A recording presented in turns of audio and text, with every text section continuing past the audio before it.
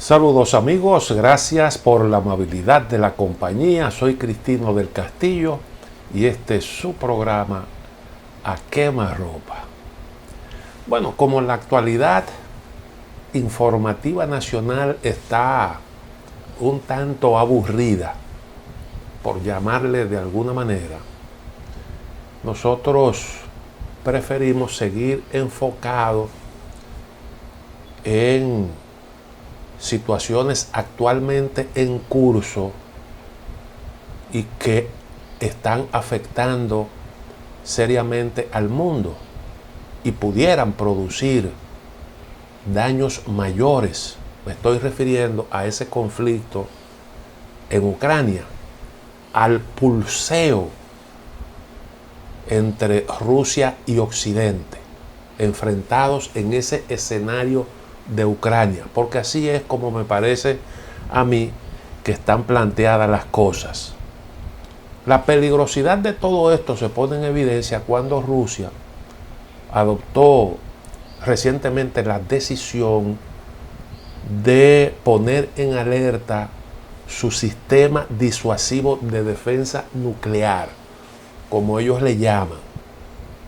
Eso significa que pueden producirse acontecimientos que vayan un poco más allá de esto que estamos presenciando. Y bien pudiera producirse una especie de ambiente de proliferación nuclear en caso de que Rusia se vea un tanto acorralada o como respuesta a las presiones de Occidente. De hecho, se ha hablado ya de la posibilidad de emplazamiento de armas nucleares en el territorio de Bielorrusia.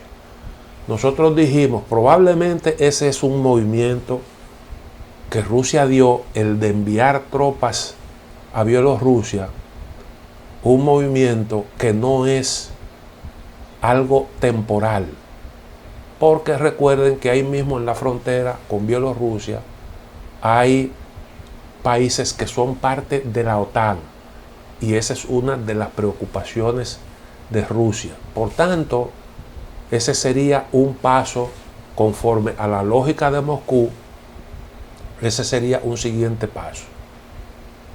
Y ya Bielorrusia anunció que renunciaba a una declaración unilateral que hizo de mantenerse como territorio sin armas nucleares. Y esto, pues lógicamente, cambia un poco la cosa. Ese ambiente de proliferación de armas nucleares pudiera afectar también otras zonas del planeta. De eso podemos hablar un poco más adelante, pero es un escenario que nosotros no descartamos en absoluto. Entonces mucha gente se nos acerca, nos preguntan cómo es que va a terminar todo esto. Es difícil hacer vaticinios, pero hay en todo esto un elemento que puede introducir en el ambiente situaciones susceptibles de agravar la cosa. ¿A qué me estoy refiriendo? Bueno, me refiero a que ya Ucrania ha hecho dos señalamientos críticos importantes, o mejor dicho, un señalamiento crítico cuando dijo nos han dejado solos, y otro, una petición que pone en evidencia cierta desesperación y equivale a una solicitud de apoyo, que fue la petición de ser aceptada en el seno de la Unión Europea, cosa que Europa de entrada ha rechazado, porque ellos tienen su procedimiento y han advertido que no es posible una decisión en ese sentido de la noche a la mañana. La aceptación de un nuevo miembro tiene que producirse por unanimidad y no creo que eso se produzca. Además, es todo un proceso que lleva tiempo. Y mientras Ucrania combate en un enfrentamiento desigual con Rusia, Occidente implementa sanciones económicas que no van a tener un efecto en lo inmediato. Por tanto, la sensación es de que Occidente deja sola a Ucrania, porque lo decisivo ahora mismo, las cosas se van a decidir, la suerte de Ucrania se va a decidir en el teatro de las operaciones militares, y en lo que tiene que ver con eso, las posibilidades de Occidente son limitadas. Alemania anunció el envío de armas en adición a otros anuncios hechos por países distintos de Occidente, pero por eso digo que ahí pues puede producirse una respuesta de Moscú que pudiera agravar un poco la cosa. Entonces, como dijo Kissinger en el artículo que comentábamos en el día de ayer, las guerras se sabe cómo comienzan, pero jamás cómo terminan. Y ahí es en donde está el problema. Ayer, he estado en estos días conversando con amigos, conocedores de esta problemática, gente que pregunta, gente que nos aportan datos, razonamientos importantes. Particularmente conversé con un entrañable amigo, el economista Augusto Ascensión, que vive desde hace tiempo fuera del país, está radicado en El Salvador, es un economista prestante, un académico, pero además de eso, además de un buen profesional de la economía, es un hombre que conoce bien los asuntos de la geopolítica. Y entonces, con él compartí algunas ideas, me hizo algunas reflexiones, me envió una copia de una entrevista que le hicieron en un programa de televisión en San Salvador. Él con mucha frecuencia asiste a los programas de panel, programas de radio, de televisión, y ha hecho una serie de señalamientos que yo quisiera aquí compartir con ustedes. He hecho un pequeño resumen de las cosas que él plantea y quiero, considerando esas observaciones de mucho interés, las quiero compartir con ustedes. En primer lugar, él dice que la situación actualmente en curso empuja hacia arriba los precios del gas y del petróleo, de los recursos energéticos, como obviamente todo el mundo ha estado observando. Eso beneficia a los países exportadores, perjudica a los que son importadores de petróleo. En el caso de Europa, los europeos importan gas y petróleo y compran gas y petróleo sobre todo a Rusia. Si comienzan, como consecuencia del incremento de los precios del petróleo, eso se traduce en un incremento de costo de producción. Europa es un gran exportador. Y si hacen esfuerzos por desplazar a Rusia como proveedor de recursos energéticos, comprándole gas a Estados Unidos, eso significa que se encarecerá ese producto y por tanto también eso se reflejará en un aumento de costo. Es difícil eliminar a Rusia como proveedor. Fíjense que las sanciones todavía hasta el momento no han tocado esa parte porque Europa no está preparada para dar ese paso. Pero sí hay muchos que prevén la posibilidad de que Europa intente ir reduciendo gradualmente esa dependencia. Y entonces por ahí se produce un incremento en los costos de producción. Europa es el tercer exportador, nos dice Augusto Ascensión, es el tercer exportador del mundo, después de Estados Unidos, después de Estados Unidos y China. Sus exportaciones serán más caras y pierde competitividad. Esto afectará, por tanto, la economía europea. Europa le está imponiendo sanciones a Rusia. Eso significa que dejará de venderle determinados productos. Rusia no va a sufrir mucho con respecto a eso porque tiene la alternativa del mercado chino, pero sí, eso equivale a una reducción, autorreducción de sus exportaciones en el caso de Europa. China va a ganar en este conflicto porque puede abastecer el mercado ruso. China no participa en todo esto para nada y sin embargo, sin buscarlo, será un beneficiario porque incrementará sus exportaciones. Este conflicto no le afecta demasiado, puede que por el lado de los incrementos del petróleo, pero tendrá ahí con el tiempo un proveedor a precios más bajos. Pero en cualquier caso se beneficia por el incremento de sus exportaciones.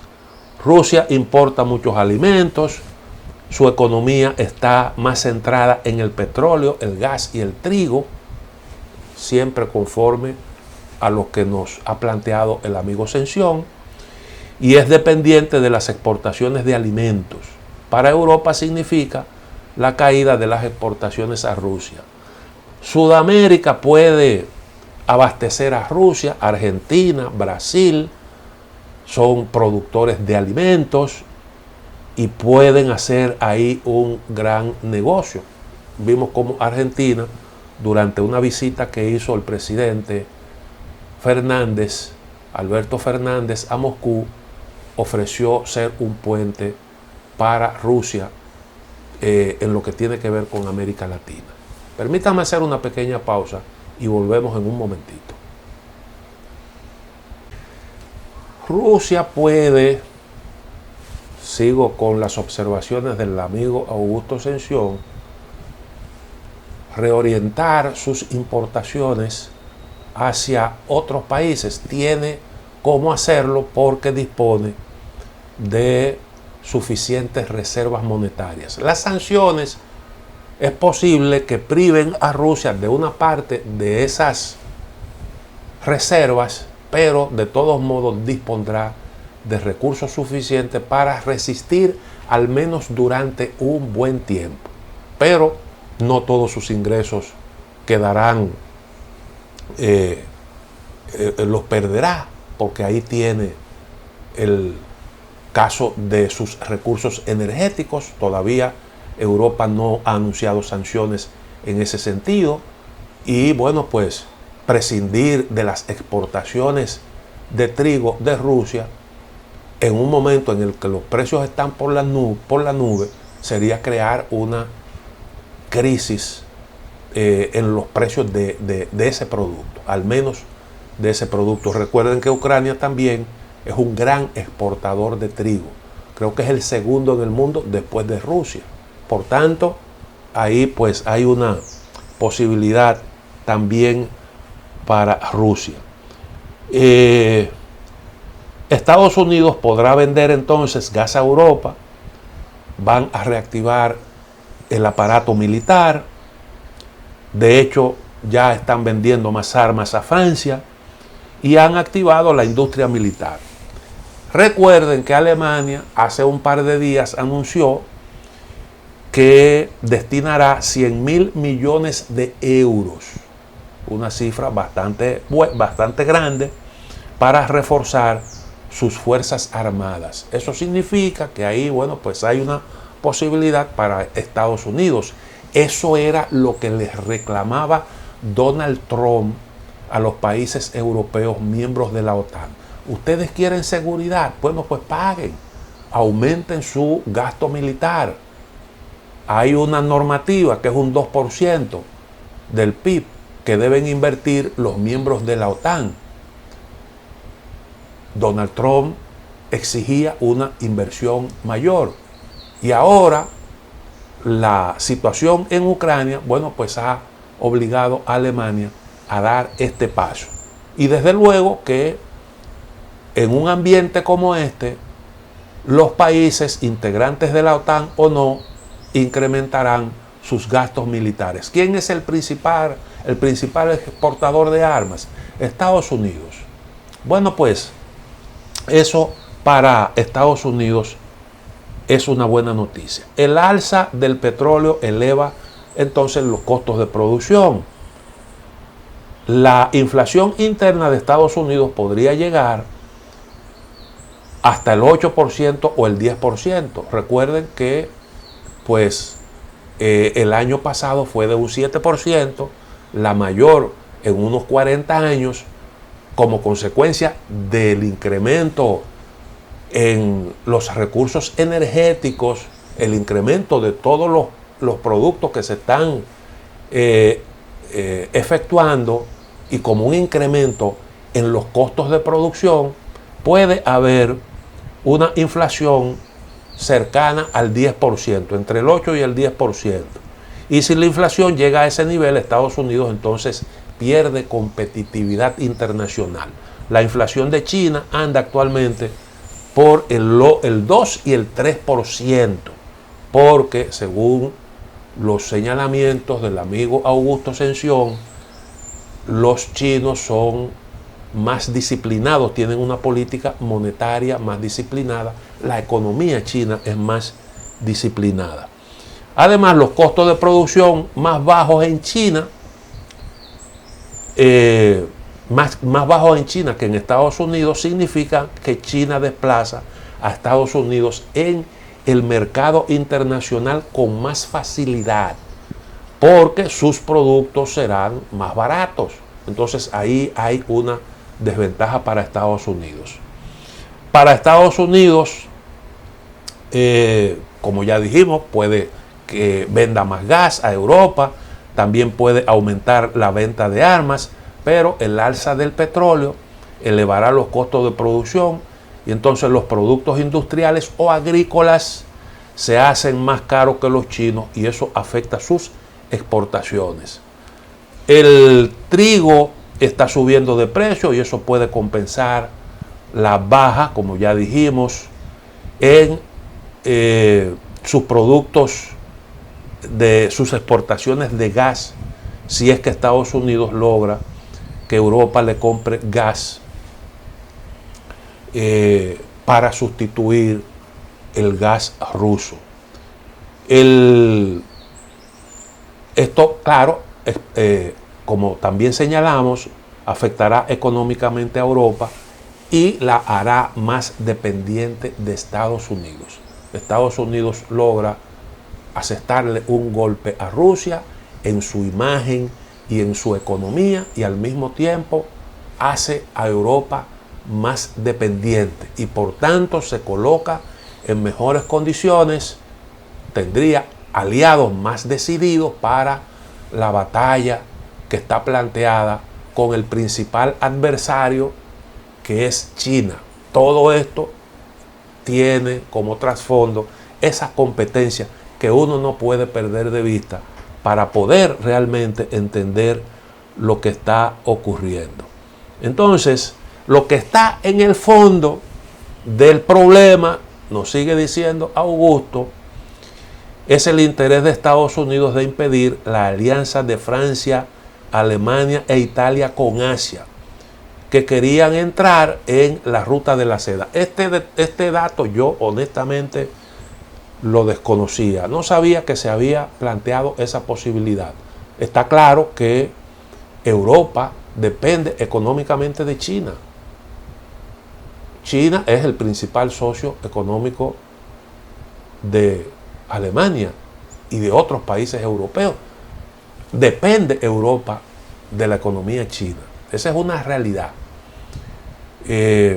Ahora, no tenía conocimiento de esa posibilidad, aunque está claro que esa es la razón, al menos esa posición de Europa de seguir incrementando los nexos con China y seguir fortaleciendo su integración con la economía rusa, era lo que estaba preocupando realmente a Estados Unidos, porque eso implicaba que Estados Unidos se iba a ver de alguna manera con el paso del tiempo marginado. Una gran economía como la estadounidense, pero Europa tiene un gran problema, y esa es una observación también interesante que hace Augusto.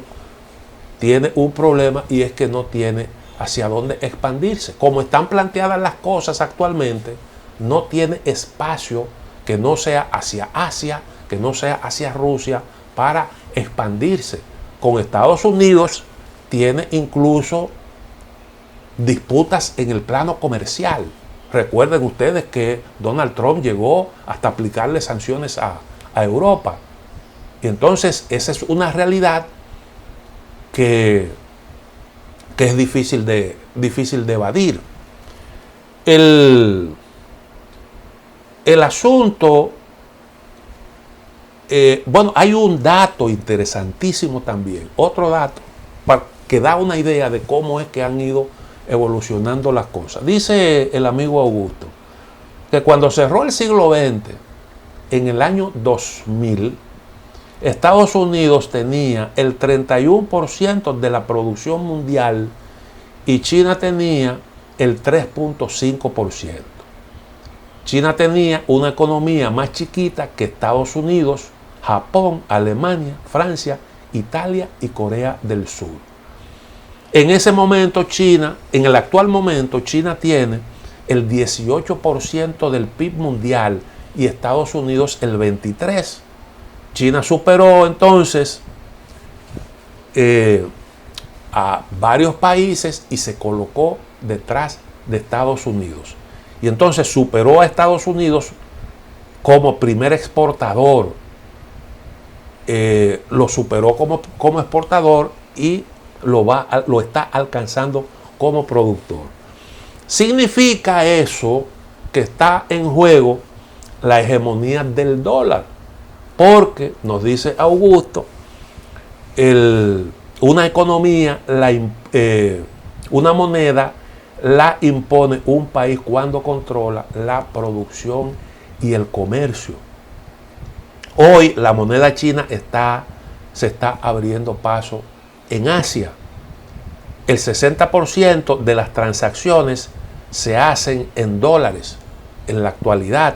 Antes se hacían el 90 o el 95%. Entonces todo esto da una idea de cómo han ido evolucionando las cosas, cómo ha emergido China, se ha hecho grande, lo cual es prácticamente un milagro. Si ustedes calculan que apenas en el año 2000, China era una economía casi insignificante, y lo comparan eso con lo que es hoy, se darán cuenta de que, bueno, pues hay un fenómeno que preocupa bastante a Estados Unidos, porque como van las cosas terminará siendo desplazado. Otra economía en expansión es India, que Augusto dice que es la sexta, pero debería ser como la séptima, porque está detrás de Estados Unidos, de China, de Reino Unido, Francia, Alemania y Japón. India es parte del grupo BRICS, que agrupa a Brasil, India, Sudáfrica, China y Rusia. El BRIC ha estado un poco apagado, aunque vimos a Bolsonaro. La derrota del Partido de los Trabajadores en Brasil cambió la cosa, y también hubo unas elecciones en India que debilitaron su participación en este bloque. Pero Hay acontecimientos en curso que pueden un poco cambiar la situación ahí.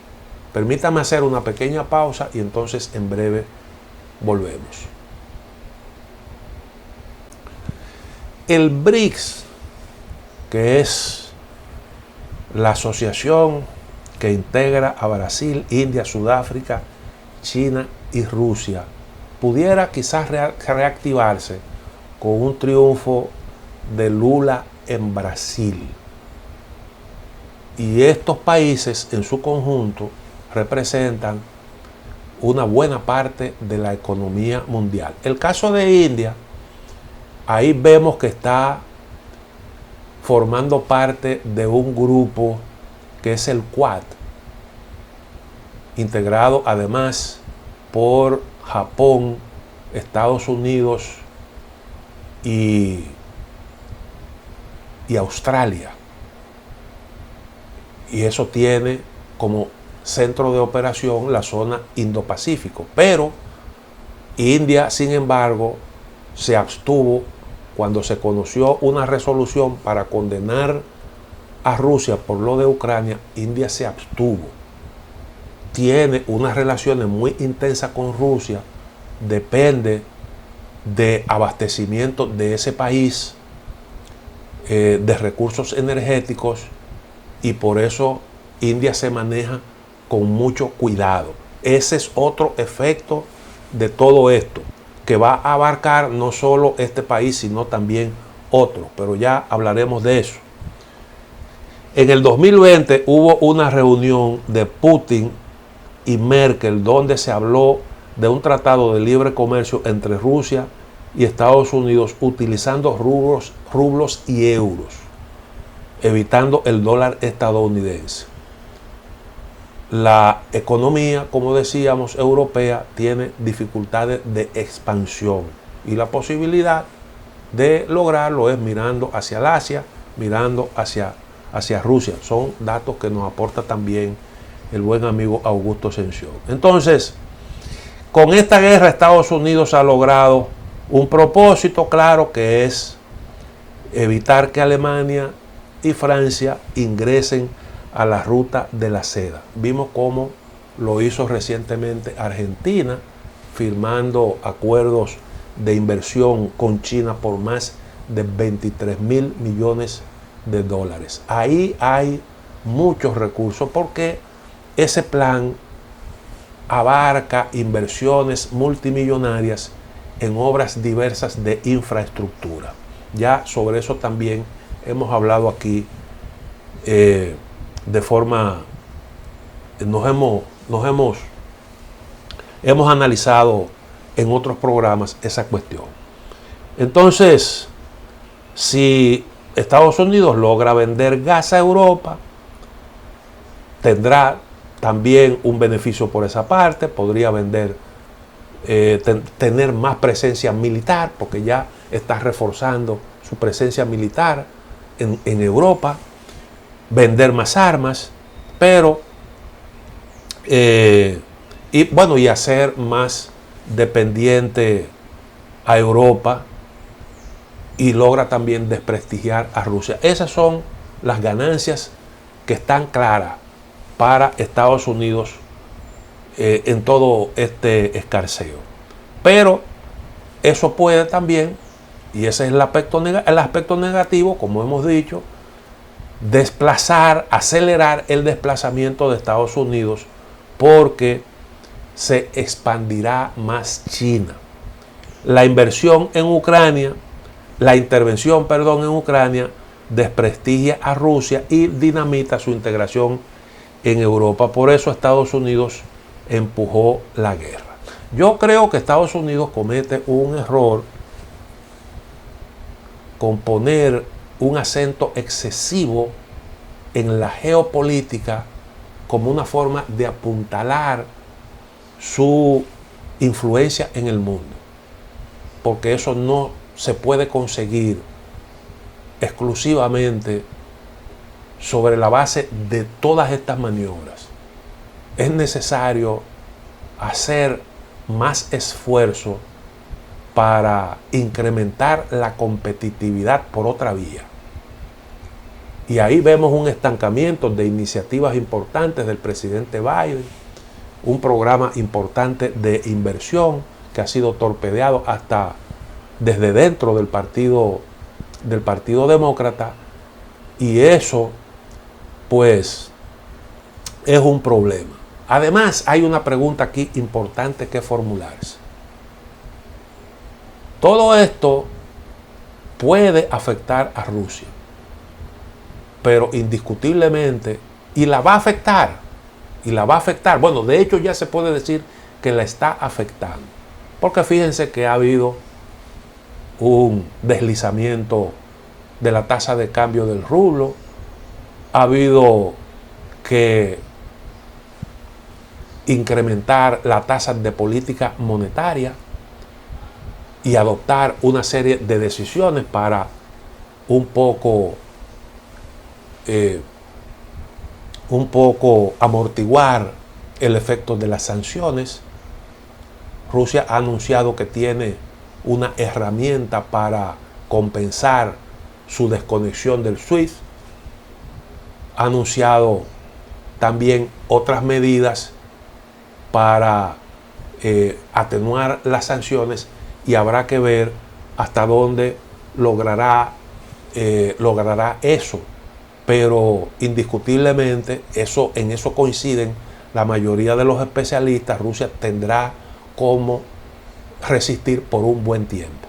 Pero todos estos esfuerzos implican desgaste, porque es como una guerra. Los países occidentales no están participando en el teatro de operaciones, pero de todos modos, como acabamos de ver, esto implicará un desgaste, es un esfuerzo, y esos esfuerzos implican sacrificios.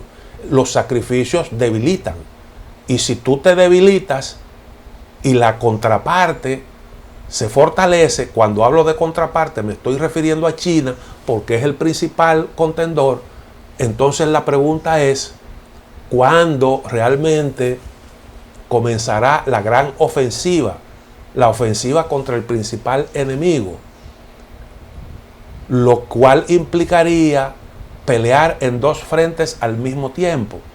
Y si tú esperas el resultado de esta confrontación, pues sencillamente cuando llegue la hora de tú marcharle a China, encontrarás a una China todavía mucho más fortalecida, mucho más preparada. Además, habría que ver si contra China habría el mismo entusiasmo que estamos viendo hoy con respecto a Ucrania, porque China es una economía, como hemos visto, mucho más grande, tiene también poderío militar, está en su propia zona, y el asunto ahí se plantea un poco más complejo. En todo esto, mirar a largo plazo es un asunto fundamental, porque pueden producirse acontecimientos susceptibles de cambiar el curso de valga la repetición del término, de los acontecimientos. Ahora hay otros enfoques de personas con criterios, con una visión distinta a la del amigo que cité en el segmento anterior. Tengo aquí un trabajo de un prestigioso columnista del periódico británico The Guardian, Simon Jenkins, que que está muy lejos de ser un pro-Putin, al contrario, es un hombre que ha condenado enérgicamente el comportamiento de Rusia y su presidente con relación a Ucrania. Pero él hace algunas reflexiones con respecto al curso de los acontecimientos. Nosotros citamos hace algún tiempo un trabajo que publicó en el mismo diario, donde él decía que Occidente estaba cometiendo un error grave, porque lo ideal era que se buscara una solución diplomática a este problema. Pues de alguna forma él retoma el tema, insiste en la cuestión, Su trabajo se titula "Las sanciones no funcionan. La diplomacia seria es la única forma de detener a Putin". Y entonces yo quiero compartir con ustedes algunos fragmentos de este trabajo porque me parece también un enfoque importante. Antes, permítanme hacer una pequeña pausa. Pues el periodista, columnista de The Guardian, Simon Jensen, como decía en el segmento anterior, está planteando algunas cosas interesantes con respecto a lo que ocurre en Ucrania y al enfoque del mundo occidental con respecto a esta cuestión. Y él parte de una idea que pone como un ejemplo. Él dice, bueno, Europa ha actuado con mucha resolución, ha sido muy diligente, condenando a Rusia y ha estimulado a Ucrania a que resista. Ucrania ha hecho la resistencia, una resistencia que muchos ni siquiera esperaban, pero entonces él cuestiona hasta dónde realmente el mundo occidental está dispuesto a llegar y dice que las cosas terminan cuando se plantea la necesidad de ir un poco más allá. Y él pone un ejemplo, el asunto de los refugiados y la posición de Gran Bretaña. Cuando le han planteado a Gran Bretaña el tema de los refugiados, entonces ahí ha puesto pero. Y la pregunta que se hace este columnista es, bueno, pero tú has estado dándote en el pecho duro y en un tema, un asunto tan elemental como este, pudiera decirse, entonces tú resbalas y le niegas un apoyo a Ucrania. Ahora, él plantea lo siguiente. Dice, existen sanciones económicas, el equivalente capitalista del asedio y la hambruna medievales. Su severidad ha sido impresionante, mostrando a Gran Bretaña unida con Europa y Estados Unidos contra el mal. El problema es que, a diferencia de la hambruna, la historia casi no muestra señales de que las sanciones hayan logrado el objetivo deseado. Las medidas actuales, como la de costumbre, dañarán a los más pobres, dañarán a los ricos más que a los pobres y beneficiarán a transeúntes como los magnates chinos y los gigantes del gas y el petróleo. El edificio de la dictadura es en gran medida inmune a las sutilezas de los mercados, los intercambios y las prohibiciones de visas. Las naciones fuertemente sancionadas, incluidas Irán, Corea del Norte, Cuba y Siria, actualmente muestran pocas señales de cambio de régimen. En todo caso, las sanciones afianzan el poder. Son cosas que nosotros ya hemos dicho aquí, pero no es lo mismo si la señala Cristino del Castillo aquí en República Dominicana que si lo dice un prestigioso columnista de The Guardian, que además de eso es un gran crítico de Rusia y de Putin. Esta es la guerra de Putin, no de Rusia. Pero ¿cómo puede hablar Rusia? La justificación para sancionar su economía, bancos, viajes, equipos deportivos y la diáspora cosmopolita es que esto de alguna manera persuadirá a Putin del error de sus caminos, que ha cometido un terrible error de juicio. No he visto ningún relato de cómo se supone que sucederá esto. Pretendemos que los rusos hagan de repente lo que no han hecho durante un siglo y se rebele y lo derroquen. Una conspiración al estilo Klaus von Stauffenberg asaltará el Kremlin o un grupo de compinches lo llevará a un manicomio. En cuanto a cuándo ¿A cuánto tiempo llevará esto? Occidente y especialmente Gran Bretaña debe saber lo difícil que es para un régimen orgulloso retirar su agresión injustificada contra un Estado supuestamente débil y lo vacías que se vuelven sus excusas. En la patética explicación de Putin de su invasión a Ucrania, el fin de semana pasado, escuché ecos de la guerra occidental en Afganistán, cuando nos dijeron que el ejército británico estaba matando pastunes en Helmand para mantener a la gente segura en las calles de Gran Bretaña.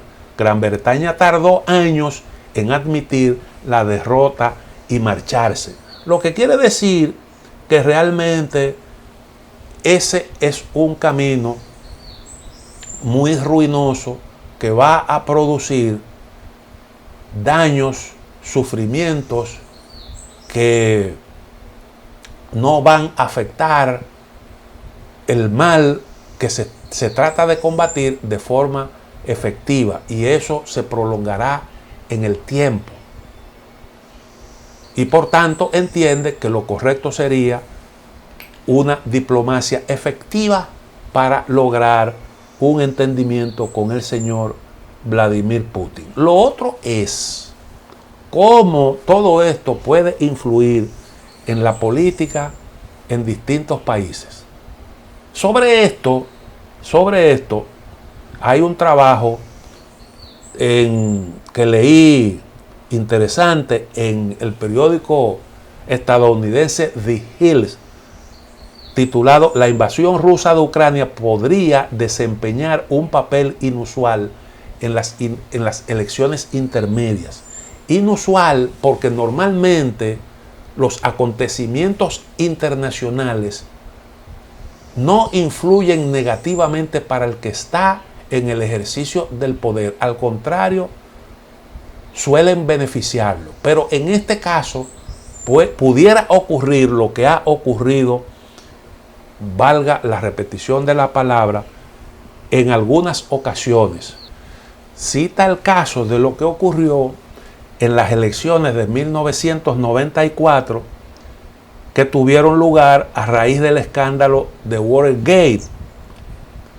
Y bueno, pues en esa oportunidad, la guerra de Yom Kippur, que condujo a un embargo de petróleo de la Organización de Países Árabes Exportadores de Petróleo, disparó los precios de los hidrocarburos cuando los estadounidenses ya estaban plagados de una alta inflación. Los demócratas obtuvieron 4 escaños en el Senado y 49 escaños en la Cámara. También se argumenta que los demócratas sufrieron pérdidas en 1994, en parte como resultado de una misión humanitaria estadounidense en Somalia, que se consideró un gran error de cálculo bajo el entonces presidente Bill Clinton. Ahora, ¿qué es lo que está ocurriendo? Bueno, Estados Unidos, el pueblo estadounidense, definitivamente entiende que Rusia es un adversario que ha desafiado actualmente a Occidente y que merece una respuesta. Lo que está en discusión es si el señor Joe Biden ha manejado correctamente esta crisis, y si es verdad que es cierto lo que él siempre dijo durante la campaña, porque él en la campaña se vendió como un hombre con experiencia, con suficiente experiencia en el manejo de los asuntos internacionales. Y entonces los republicanos lo están acusando de estar manejando inadecuadamente el asunto. Y muchos especialistas sostienen que esta crisis se va a reflejar en los bolsillos de los estadounidenses, porque la inflación puede ir subiendo, pueden aumentar los precios de los combustibles, de hecho ya elevados, y por tanto el pueblo estadounidense puede reaccionar negativamente en las próximas elecciones. Hay que recordar que las elecciones van a tener lugar dentro de unos meses. Todavía faltan unos meses, unos 8 meses, algo así. Y pues habrá tiempo para que los efectos negativos de todo este escarceo se expresen. Y si ocurre una derrota de los demócratas en las próximas elecciones, como están previendo algunos, tomando en consideración que la popularidad de Biden se mantiene baja, y siempre ese es un indicador de cómo le puede ir al partido en el poder la popularidad de su presidente en las elecciones de medio término. Entonces, si hay un resultado adverso para los demócratas, eso pudiera ser un presagio de cómo terminarían las cosas en las elecciones del 2024, con un Donald Trump que es el favorito según una encuesta reciente dentro de los republicanos. Hay mediciones que indican que el estadounidense no está conforme. Recientemente, el fin de semana pasado, se publicó una encuesta que se cita en este trabajo, en donde los estadounidenses no valoran adecuadamente el desempeño de Biden en lo que tiene que ver con el manejo de esta crisis. Y eso, bueno, pues plantea un problema. La administración estadounidense ha calculado que esto pudiera ser una oportunidad para cambiar la imagen que se labró como consecuencia del manejo de la retirada de Afganistán, pero si se percibe un nuevo fracaso, eso pudiera tener un efecto sumamente adverso. Bueno, llegamos al final de A Quemarropa. Mañana, Dios mediante, estaremos nuevamente con ustedes.